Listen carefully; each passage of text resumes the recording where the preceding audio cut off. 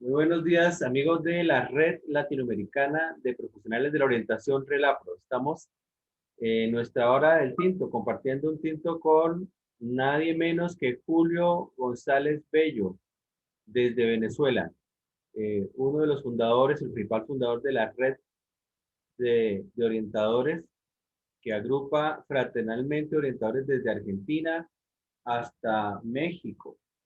Y hoy estamos en este 27 de abril conmemorando el Día Latinoamericano y la Semana Latinoamericana de la Orientación.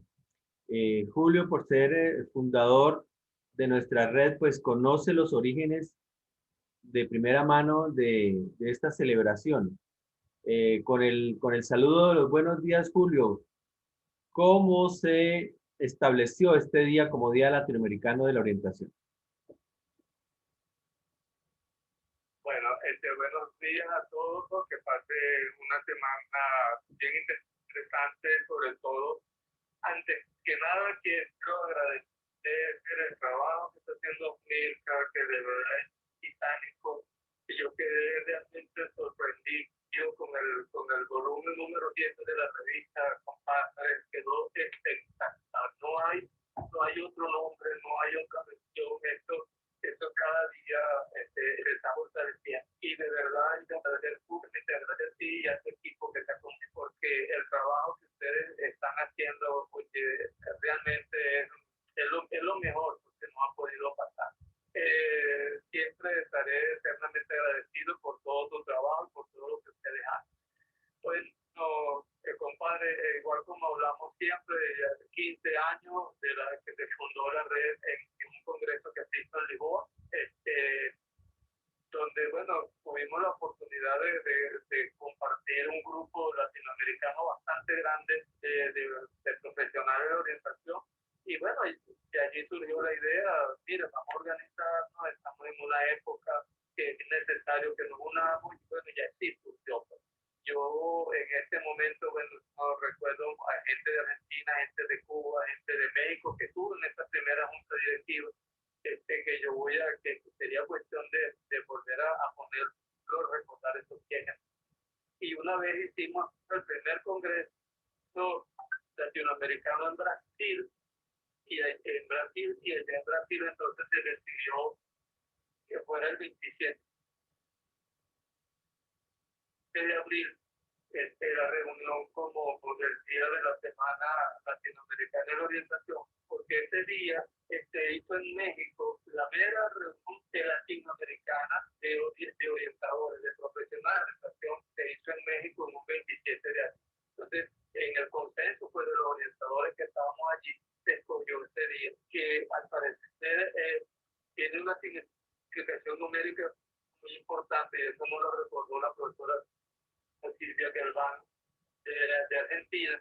El 2, oye, sí, suma 9 es un número muy importante, y bueno, esto fue una lástima a mí que realmente no me veo como estoy dedicado en la piel por recordar pues, todo ese momento, y por todo lo que estamos pasando, por todo lo que estamos viviendo. De verdad, amigos, pero no tengo palabras realmente para todo lo que ustedes están haciendo, y bueno, y lo que nos queda por delante es un trecho mucho más productivo, más con todo este nuevo modelo transicional para el sentido ético de la vida, que realmente me tiene emocionado.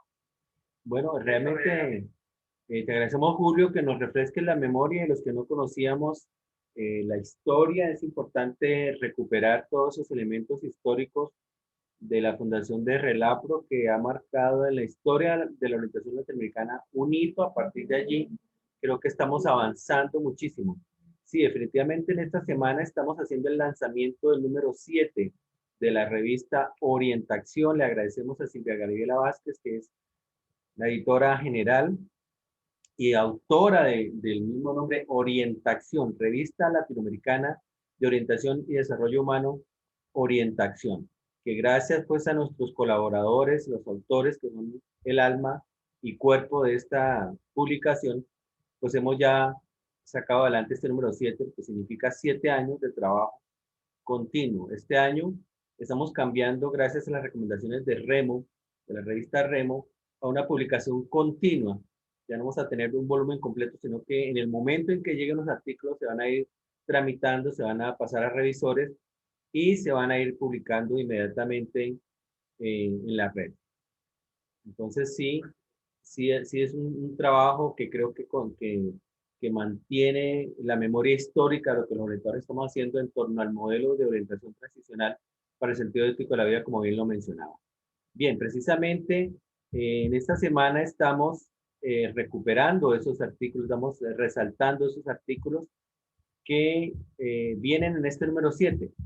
Este capítulo o este artículo se llama, del que vamos a hablar con Julio, se llama Para un giro postcolonial en la orientación profesional, la dialéctica entre universalismos y localismos, escrito por el profesor Ronald Sultana de Malta. Julio, tú que conoces al profesor Ronald, cuéntanos quién es el profesor Ronald, el autor de ese artículo. Cuéntanos un poquito acerca de Ronald Sultana.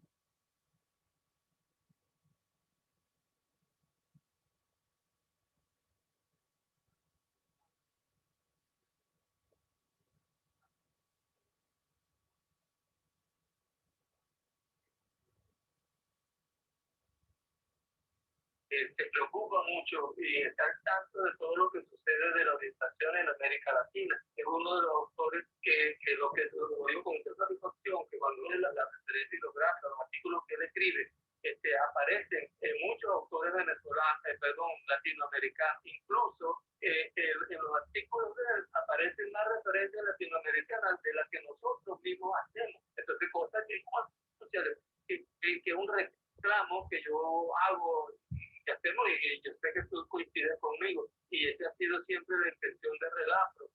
Mire, nosotros tenemos pensadores latinoamericanos dentro del campo de la orientación, dentro del campo de la sociología, dentro del campo de la economía. Tenemos autores latinoamericanos y Ronald Sultana incluso, repito, lo cita en su artículo y nosotros ni siquiera lo revisamos y lo leemos. Yo quiero hacer otra vez el llamado para que esta revista, no solamente la 7, que me parece que la diagramación es bellísima, la diagramación quedó súper de lujo, leamos esos artículos y referenciémoslos, coloquémoslos en nuestro trabajo. Pareciera como que nos da pena que nuestros autores latinoamericanos estén allí. Y eso yo se lo reconozco y se lo agradezco al profesor Ronald Sultana. Cuando ustedes lean este trabajo del giro colonial que hace de la orientación profesional, bueno, ahí vamos a ver a Ribeiro, Marcelo Ribeiro de Argentina, de Brasil, vamos a ver a Sergio Rascoan de Argentina, vamos a ver a Bosch también de Argentina. Entonces, es realmente muy alarmante cuando uno lee una referencia bibliográfica, porque a veces tiene problemas, leemos el artículo y no leemos a qué autor se está referenciando ese artículo. Entonces, por allí vemos, y por eso yo me atreví y le mandé una carta al profesor Sultana, donde yo quería hacer esta traducción, si se quiere, un poco libre de su último trabajo, que me pareció muy interesante para nosotros, porque precisamente habla de lo que nosotros estamos hablando. Y entonces, bueno, él me respondió que como no, encantado de la vida, que tenía su autorización para que lo pudiéramos reproducir. Ya yo le envié a él el número 7, yo sé que él ya lo está leyendo, le mandé su correo para que él se comunique contigo, porque me parece una buena idea que nosotros lo podamos entrevistar en vivo. Yo sé que tú hablas inglés, entonces tendríamos la cuestión de hacer algunas traducciones. Yo no sé si es cuestión de que usted y Ronald, bueno, se pongan de acuerdo, porque creo que vale la pena escucharlo y lo que es su mensaje. Yo no sé si tú prefieres, de una vez que yo empiece a hablar, quiero hacer un comentario. Sí, quiero aprovechar tu comentario, Julio, para acotar lo siguiente. Cuando hablamos de modelo latinoamericano de orientación, no estamos excluyendo autores no latinoamericanos. Estamos refiriéndonos a que todos los autores que tengan una perspectiva académica, teórica, relevante sobre Latinoamérica, pues a su vez son relevantes. Entonces, no es un rechazo a lo no latinoamericano, ni es una revolución, ni es un descrédito o un olvidar nuestras raíces eurocéntricas, europeas y norteamericanas, sino que nos interesa es plantear un modelo de acuerdo a nuestras necesidades. Hablando con Max Foto de Sudáfrica, alguna vez decíamos, nos llegó un vestido ya prediseñado de la orientación y tal vez nos queda cómodo, pero nos puede quedar más cómodo uno que esté hecho a nuestra medida y por nosotros mismos. Se trata de eso y en términos ya teóricos se trata de construir modelos con base en nuestras ideologías latinoamericanas y por eso ahí el modelo Abya Yala, el buen vivir, toda la cultura mesoamericana, toda la cultura sudamericana originaria o americana originaria es relevante. Entonces, sí, fundamentalmente tiene muchísima relevancia el tema de lo colonial, lo decolonial, lo postcolonial. Entonces, si empecemos a hablar un poco del contexto, por qué el profesor Sultana, a quien agradecemos a través de este video nuevamente su aporte, su importante aporte, empieza a hablar de lo postcolonial.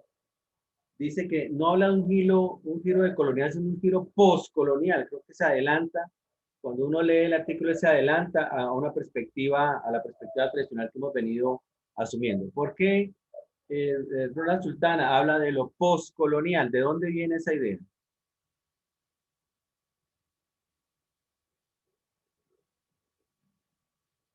Trabajo. Él me llama la atención donde él sugiere una metodología que él la llama teorización inductiva. Entonces, él dice que nosotros esa metodología, como él la llama, nos va a dar mayor fuerza a lo que nosotros estamos planteando. E incluso él habla de algo que tú y yo hemos conversado y que tú una vez lo propusiste, que lo iniciaste, la consideración política de la orientación. Tú incluso hiciste una pregunta en alguna oportunidad de si los orientadores debíamos involucrarnos también en la parte política. Por supuesto, no en la politiquería, pero sí en la parte política. Entonces él habla en su trabajo de que es necesario que la orientación busque un sentido de justicia social, que hasta ahora, lamentablemente, nosotros, pues, en la mayoría de los orientadores no está siendo considerado. Entonces, él habla incluso de que volvamos a lo que tú también hemos escrito muchas veces y hemos conversado muchas veces, la epistemología del el sur global. Es necesario rescatar algunas ideas de nosotros, de esa parte del sur, que es necesario rescatar. Y yo entiendo que por aquí viene lo postcolonial, que él habla, de lo que él plantea, y el llamado que él hace se basa básicamente en que revisemos las teorías que usamos en un universalismo, obviando el universalismo. Todo eso tiene algo que ver. El partidario de eliminar una de las dos. Él dice que el universalismo y el particularismo son necesarios, pero que nosotros en América del Sur, en lo que él llama el sur global, nosotros tenemos que focalizar y tomar más fuerza en los particularismos de nuestra región. Bien, hagamos una pausa allí. Una frase, amigo, que yo por aquí la copié. Sí. Que la teoría del sur se presenta como una escala por donde el universalismo. Entonces, es lo que tú dices, lo que tú acabas de decir, nos llegamos a otra vez, nos lo ponemos todo, pero que en realidad no se ajusta a nuestra necesidad. Entonces, y es interesante entonces, que una persona como él, y él lo llama no eurocéntrico, sino euroamericano, ¿verdad? Para quizás hacer referencia a los hechos que nos vienen de los Estados Unidos. Pero yo creo que en este momento, en el momento que nosotros estamos trabajando sobre el modelo latinoamericano, podamos compartir esta parte. No sé qué. Sí, sí, Julio, bien interesante, bien interesante. Que se está Te escucho. te escucho, bien. ¿Dónde está? Bien, te quería comentar lo siguiente. Ok. Justamente todo esto se viene articulando como que las piezas van encajando en la construcción del modelo latinoamericano. Por una parte, me parece interesante que Ronald Sultana plantea la discusión entre los universalismos y los particularismos o los localismos, porque precisamente nos mete en una discusión epistemológica. Entonces, esa epistemología occidental en la que hemos sido formados, donde el énfasis consiste en encontrar leyes generales, ¿no? Recordemos que las ciencias sociales son de alguna forma hijas también de las ciencias exactas o fueron construidas un poco a imagen y semejanza de las ciencias exactas y seguimos en la búsqueda de leyes universales. Entonces, cuando entramos a revisar este artículo de Ronald Sultana nos coloca un marco de referencia más amplio, la dialéctica entre los universalismos y los localismos. Es decir, si bien entiendo, no se le resta importancia a los universales, los universalismos, pero se le da relevancia a los localismos.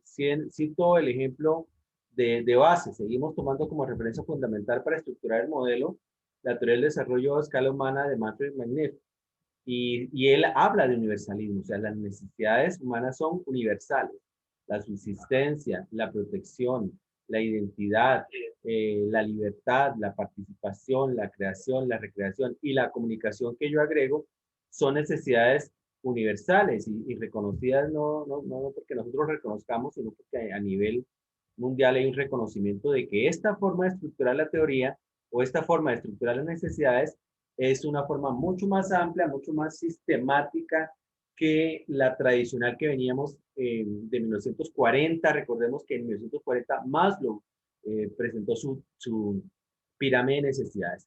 Entonces, hemos avanzado en una concepción de lo universal, pero nos hace falta profundizar en lo local. Para eso hago un segundo comentario.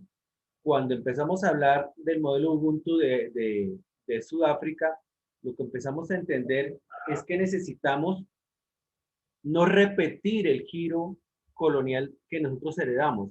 Eso lo menciono porque colegas de Nigeria nos han invitado a un conversatorio en estos días, el cual obviamente estás invitadísimo, Julio, dependiendo de tus posibilidades, para compartir y decirnos, bueno, nosotros no podemos decirle a los africanos, miren el modelo latinoamericano y copienlo. No, no podemos hacer eso. ¿Sabes? Sí, miren a sus raíces, el modelo Ubuntu, toda la riqueza africana, por una parte, es suficiente base. Y por otra parte, y específicamente yo le escribí en una carta que va en este número 7 a los colegas de África, nosotros no somos ni África, ni Europa, ni la América precolombina. Somos la América mestiza. Entonces, por eso digo que para nosotros no es extraño ni lo africano, porque bailamos la salsa todos los días, ni lo europeo, porque comemos el pan francés todos los días, ni lo amerindio, porque somos de esta tierra. Pero no somos ni lo amerindio propio, puro, ni lo africano puro, ni lo europeo puro, ni lo norteamericano. Somos toda una mixtura, toda una mezcla, y Brasil de pronto podría ser el país más mestizo de Latinoamérica. Yo creo que Colombia se gana el segundo puesto en esto de lo intercultural. Entonces es a partir de esta mirada intercultural que podemos asumir, o sea, no podemos decir que lo europeo es extraño, ni en lo cultural ni en la orientación. Heredamos y seguimos viviendo ideas europeas de la orientación, seguimos asumiendo ideas norteamericanas de la orientación principalmente. Y estamos en esa mezcla construyendo. Entonces, creo que es en ese contexto en el que Ronald Sultana nos llama a esa dialéctica entre los universalismos y los localismos. Bien, Julio, hay cosas que yo inclusive pienso escribirle en respuesta al profesor Sultana que veremos más adelante, pero ¿qué otras ideas relevantes trae este artículo que nos invite a leerlo con más detenimiento? Sí, sí. Sí, y fíjate tú que él tenía una parte de algo que dice que la teoría universal o la teoría universalizadora son incorrectas, aunque es mejor decir son peligrosas. Él usa, se dice que las teorías universalizadoras son más peligrosas que incorrectas. Entonces, es un detalle que creo que vale la pena resaltar y toma partido por los particularismos como una razón política para resaltar el aporte del sur global. Entonces, que él pensó en su trabajo que todo lo que sea el aporte del sur global, que aquí estamos nosotros, es una razón política para que nosotros lo defendamos. Y tú acabas de nombrar un personaje más que a mí a veces no sé qué siento, ¿verdad? Claro, es un gran aporte, pero hay muchos orientadores latinoamericanos que no han salido todavía de ese esquema. Y hasta que no se satisfagan las necesidades de la alimentación y muchachos, y más de eso, que no funciona así, que no funciona con linealidad, trabajo. Entonces, una clase, un curso que tengo del doctorado en educación de la Universidad de Carabobo, estamos hablando del desarrollo de escala humana, porque me parece que este aporte que hace Magnifico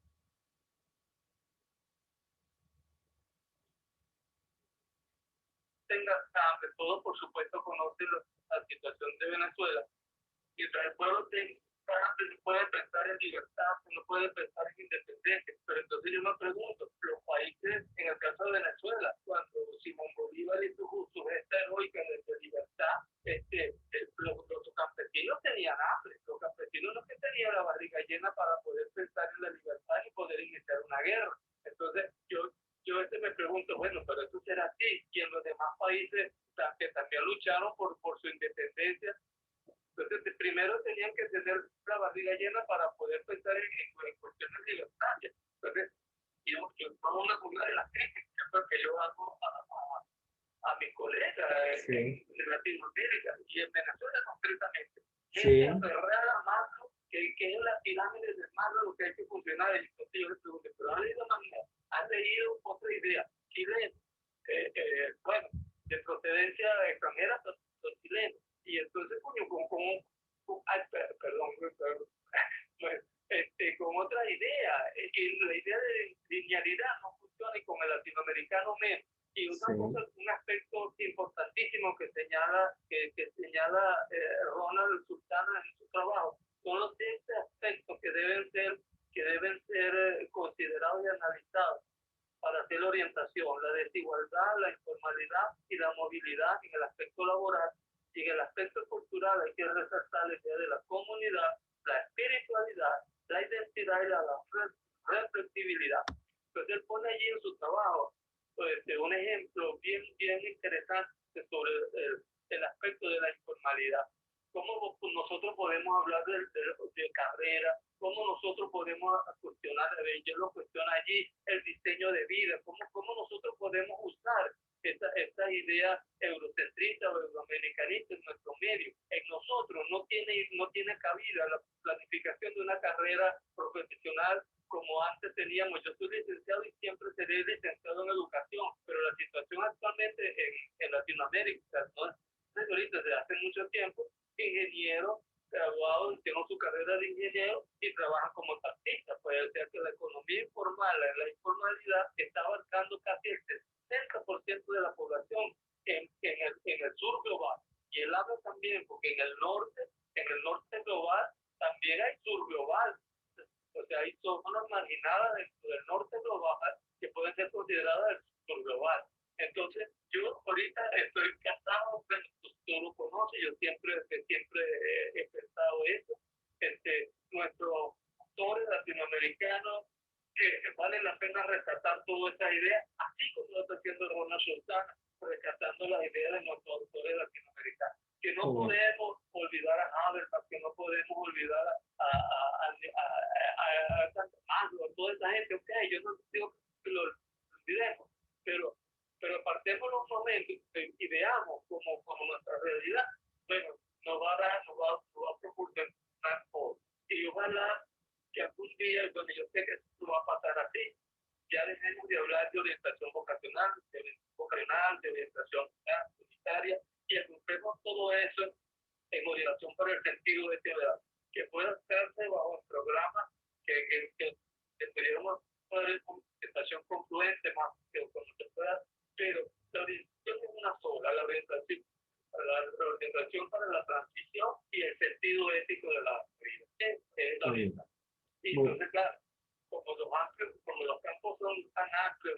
áreas son tan amplias que es muy difícil abordarlas, porque tenemos que dividir, vamos a orientación comunitaria, vamos a hacer orientación vocacional, vamos a hacer orientación educativa, si estamos en la escuela, pero el camino es orientación profesional para el sentido ético de la vida que abarque todos esos procesos. Sí, exactamente, Julio. Disculpa, compadre, pero en realidad que esto me emociona.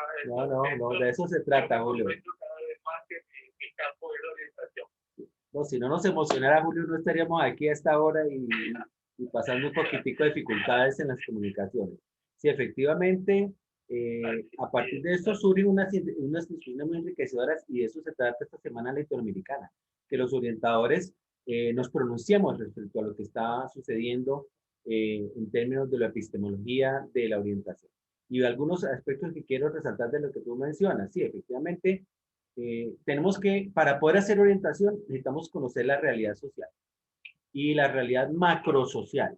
Hemos venido hablando de unos 3 o 4 grandes factores macrosociales que inciden en la realidad latinoamericana, lo cual nos permite hablar de Latinoamérica como un bloque y no como una sumatoria de países unos pegados al lado del otro. En todos los países hemos venido diciendo, hay una influencia de la deuda externa en mayor o menor escala. Hay una incidencia de la corrupción política en mayor o menor escala. Independientemente, lo hemos visto, independientemente del sistema político que se maneje, hay corrupción tanto en el bloque socialista como en el bloque capitalista. Se encuentran casi que las mismas situaciones con unos carices diferentes, pero se presenta e incide en la realidad social.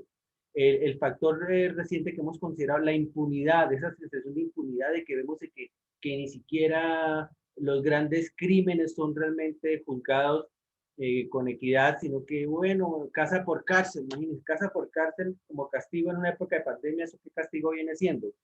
Y los temas de la mala administración, que es lo peor de todo, lo que nos queda de la corrupción, lo que nos queda de la deuda externa, lo que nos queda con la impunidad, entonces hasta que hay mala administración. Entonces lo que queda, resulta que las obras se caen, los puentes que costaron 80 años, resulta que no funcionaron, las avenidas, la autopista, los hospitales que no funcionan. Todo ese tipo de cosas son parte de la realidad latinoamericana. Y digo latinoamericana porque sé que eso no sucede en Suecia, eso no sucede en Suiza, eso no sucede en países llamados desarrollados. Entonces, nos emociona tanto porque es que todos los días vivimos esa realidad. La última vez que yo salí al transporte público, la familia típica venezolana, Julio, que lo digo con mucho respeto y con mucho cariño, la familia típica, el señor de entre 30 y 35 años, la señora entre 30, 25 y 30, con un bebé de brazos y 2 niños más, uno de 5 años y otro de 7, vendiendo dulces, bombones en el Transmilenio, en el transporte masivo aquí en Bogotá. Producto, pues, de toda una crisis política, pero también de esas situaciones que hemos venido mencionando. Entonces, si el orientador dice, no, es que yo no puedo hacer nada con ese tema, yo no puedo hacer nada con la corrupción, no puedo hacer nada, no, pues tenemos que pensar que sí podemos, por lo menos si no, no intentamos resolverlo, pero por lo menos sí entender qué situaciones macrosociales determinan que esas familias lleguen a la escuela y luego el orientador termina asumiendo en algunos casos una posición asistencialista, desde aquí le regalo una camisa usada, o le regalo una libra de arroz, o le doy esto, desde lo personal, no desde lo institucional, ni desde lo programático. Entonces, estas discusiones entre lo global y lo local, pues tienen muchísimo y todo que ver, tal como tú lo mencionas, en la construcción de la orientación. Y esas necesidades son simultáneas. No le puedo decir a la persona, primero entienda la realidad y luego le doy la libra de arroz. No, al mismo tiempo que se trabaja la subsistencia, hay que trabajar la protección, el afecto, la identidad, la libertad. Transmitimos eso a la escuela, que es el ámbito mayoritario en el que trabajamos, y entonces encontramos con que Ronald Sultana nos dice, nos habla de esta discusión entre lo universal, las necesidades universales, independientemente del país en el que estemos, hay necesidades de subsistencia, protección, afecto, etcétera, y lo particular. ¿Qué tendríamos que rescatar de lo particular? Habremos un poco de, no, ya no de lo global, sino de lo particular. ¿Qué particularidades de Latinoamérica son necesarias para construir un modelo latinoamericano de orientación y aspectos particulares, muy de lo local, que dice Ronald Sultana, que debemos tener en cuenta? Creo que tú ya habías mencionado algunos.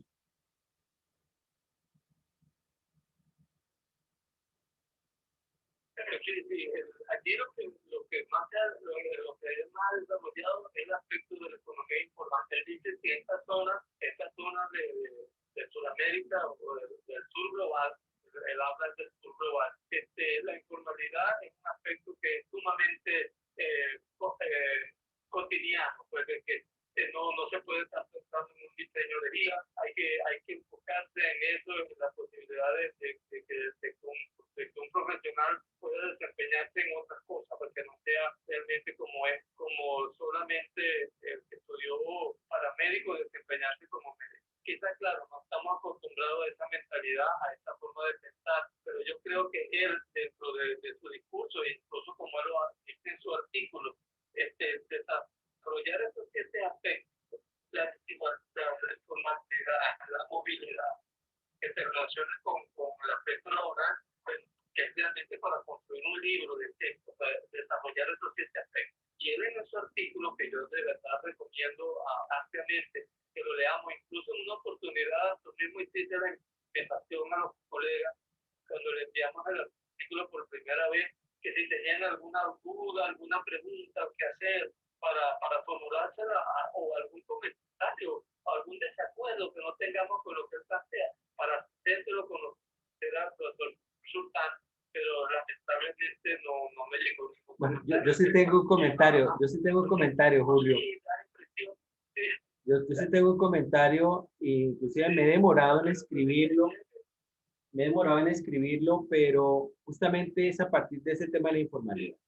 Pareciera, no sé si lo estoy leyendo mal, pero pareciera que Ronald Sultana dice, es que el discurso que hemos venido construyendo, la orientación vocacional profesional, y creo que tú también lo acabas de decir, ya no se aplica a esta realidad, ¿sí? Porque ha sido construida bajo la idea de la orientación vocacional y profesional, ¿sí? Dos aspectos que también aquí en Colombia se discuten. No, eso ya no es relevante, o sea, usted no puede pensar en lo que es su vocación, sino es en el campo laboral, o sea, la disponibilidad del campo laboral. ¿Sí? Eso es discutible también. Pero sí considero válido que hay que construir un capítulo anexo a la orientación vocacional, que es lo que aquí llamamos la orientación socioocupacional. Entonces, ahí en este paréntesis un poco amplio que quiero hacer, quiero determinar, no es que los métodos no sean válidos ya, sigue siendo válido pensar en la vocación, pensar en la pasión, pero cuando la situación es de subsistencia y protección, las necesidades son de subsistencia y protección, pues los aspectos cambian, los aspectos allí son un poco diferentes y hay que tener en cuenta es, obviamente, la ocupación.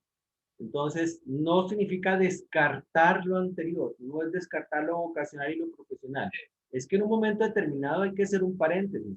Yo le he dicho ya en varias ocasiones, cuando yo salí del bachillerato, yo no me pude dedicar directamente a estudiar, me tocó trabajar sacando fotocopias, no por vocación, no porque es que yo quisiera quedarme toda la vida sacando fotocopias, no porque eso fuera mi sueño, no porque, y además me pagaban bien, porque en esa época me pagaban 3 salarios mínimos cuando a todo el mundo le pagaban menos de un salario, me pagaban 3, ¿sí? Entonces, no era porque me sintiera conforme, sino porque era un momento transicional.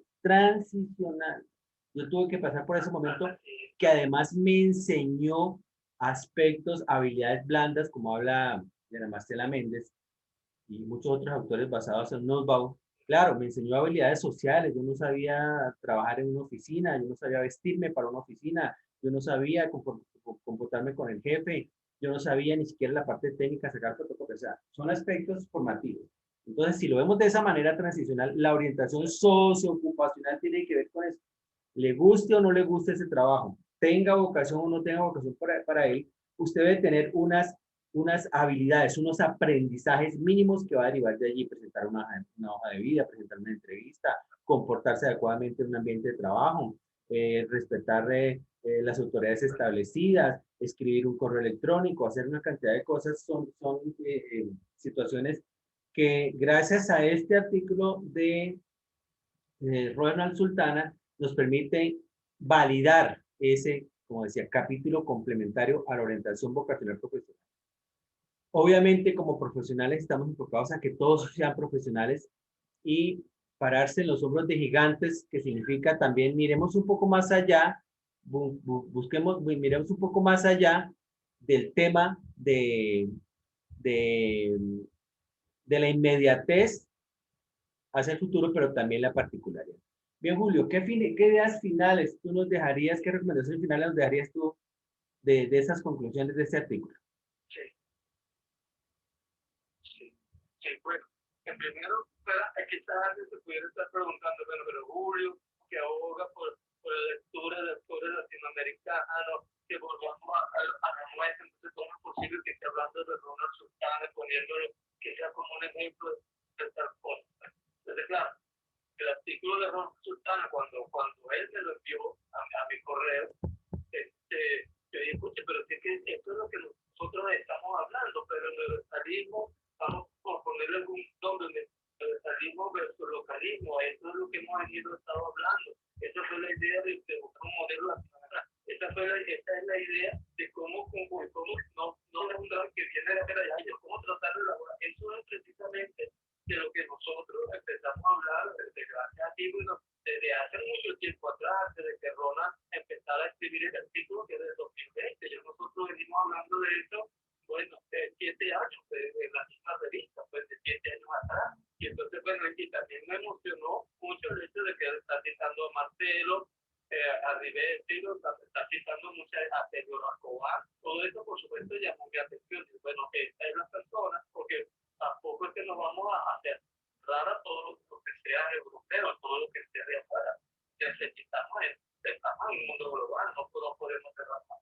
Y bueno, yo quisiera aprovechar esta semana, pero primero para agradecer a todo el equipo del trabajo que se está haciendo y la oportunidad, como tú ahora dices, este es el año de reafirmación, no de nuestro modelo. Yo precisamente para el mes de abril tengo una videoconferencia en la Universidad de Los Andes donde me invitaron pues, a dar una charla sobre la orientación educativa y el actual momento. Entonces, esta es la oportunidad para hablar de la orientación tradicional, transicional con el sentido ético de la vida e informar que existe el relato, que hay orientadores interesados en participar del relato. Este es el blog, inscríbanse, participen de allí, vamos a nutrir todo eso y vamos a poner en práctica este modelo transicional que por muy malo que sea va a ser mejor que todos estos modelos que nos vinieron después de su oportunidad. Claro, por supuesto, de los cuales estamos agradecidos porque si no por estos modelos y esta formación que recibimos de ellos no existiéramos pues, como profesionales, pero ya llegó el momento de olvidarse de todo eso e ir pensando pues, en los maestros. Y de verdad, compañeros, que los profesionales tenemos que hacer, los profesionales de orientación tenemos muchas cosas por hacer. Bueno, ya por mismas cuestiones de edad y todo lo que sea, yo siento que ya a mí me está quedando poco de tiempo. Y aunque claro, uno sabe que uno no es nada para estar decidiendo cuándo le toca irse ni nada, pero uno tiene que estar consciente, pues ya de 75 años para arriba ya es cuestión de tomar cosas con más calma, ya el final está un poco más cerca.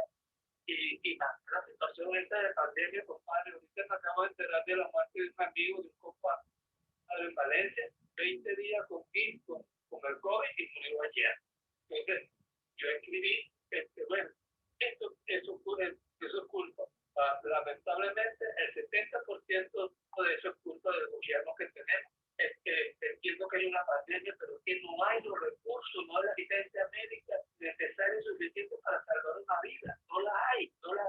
Entonces, ok, la pandemia es una realidad, pero si tuviéramos servicios médicos adecuados, la muerte no sería tan desastrosa ni alcanzaría estos niveles. Pero no hay los recursos económicos, no hay la gente, bueno, ya todos sabemos que en Venezuela el dólar alcanzó 2 millones de bolívares y en cualquier clínica son $30, que no son 600 millones de bolívares para que te puedan ver para una consulta, pues ni siquiera para hospitalizarlo. Bueno, compadre, me disculpa este último. No, lo entendemos totalmente, Julio. Comentario que hice, pero mira, esto es difícil la situación. y quizás ustedes algún día puedan salir de la pandemia. La pandemia es un hecho, pero la situación política es peor que la pandemia. Por eso yo creo que en Venezuela la situación es más difícil que en cualquier otro país de América Latina. Bueno, a lo Sí, mejor hay algunos países. sí, sí, de hecho, Bueno, de de hecho, verdad que gracias por esta oportunidad. Saludos a todos. Bueno, relatos de la base van a mantener por los siglos de los siglos, de eso estoy seguro. Después que nosotros nos vayamos, vendrá sangre joven, vendrán otros muchachos que están por allí, que ya se oyen ya salir. Y lo que nos queda, Mirta, de que, bueno, es la conciencia tranquila de que colaboramos en algo, de que los profesionales de orientación en América Latina están muy bien representados a través de la red y tenemos proyección internacional que también es importante y proyectos locales. Bueno, gracias, agradecido siempre por todas estas oportunidades, por su trabajo y por la vida, porque nos hizo juntarnos y nos hizo estar juntos en todo este tiempo. Que claro ojalá que sí, sea por Julio. mucho más tiempo. Amén, y Gracias, que así Juan. sea. Julio, creo que tú te has ganado un reconocimiento que no lo puedo hacer yo, que lo hace la vida, que lo hace la historia, que lo hace la documentación, todo el aporte que tú has hecho a la orientación, no solamente en Venezuela, sino en toda Latinoamérica y en el mundo. Entonces creo que esa es una forma también de agradecer lo que has hecho y ver el resultado de ese esfuerzo que empezaron ese pequeño grupo de orientadores en Lisboa, luego en México, y a propósito de México, reconocer el trabajo que también está incluido en este número 7 de la revista del profesor José Nava Ortiz, quien habla de hacia un modelo latinoamericano, haciendo un recuento muy enriquecedor, hace un trabajo impresionante de no solamente del modelo latinoamericano, sino de los modelos que se han construido en la orientación, no necesariamente con un cariz latinoamericano, pero que tienen una riqueza y de los cuales hemos aprendido y tal como tú le decías, no pretendemos que este sea el modelo, el único modelo, pero sí consideramos que es un modelo mucho más avanzado respecto a las perspectivas anteriores, mucho más psicologistas, seguramente muchos de ellos muy psicologistas, otros muy pedagogistas, pero que aquí buscamos una mirada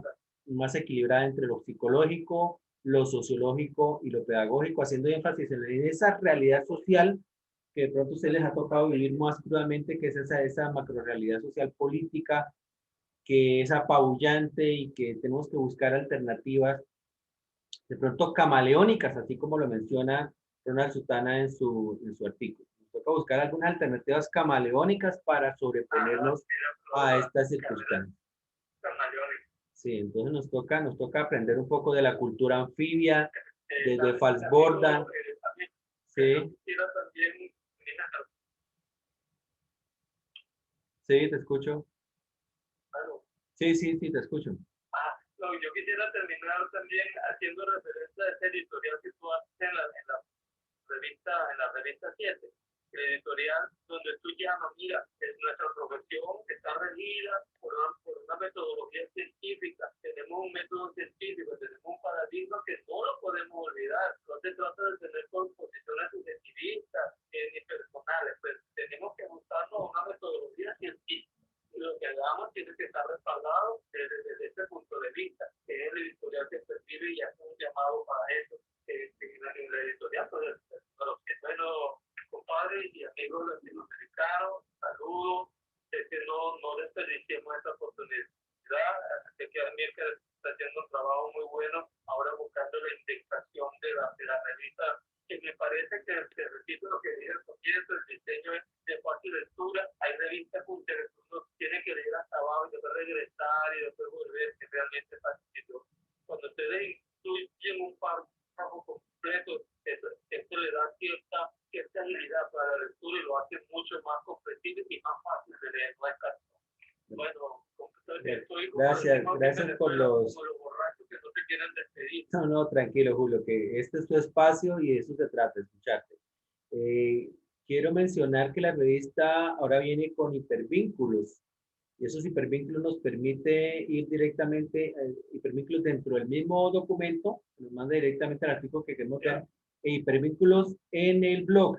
Es importante, por favor, que comentemos en el blog los asuntos acerca de cada artículo. Nos hemos quedado un poco cortos con eso, insistimos, colegas, que si ustedes no nos retroalimentan, nos quedamos un poco a ciegas de saber qué está sucediendo.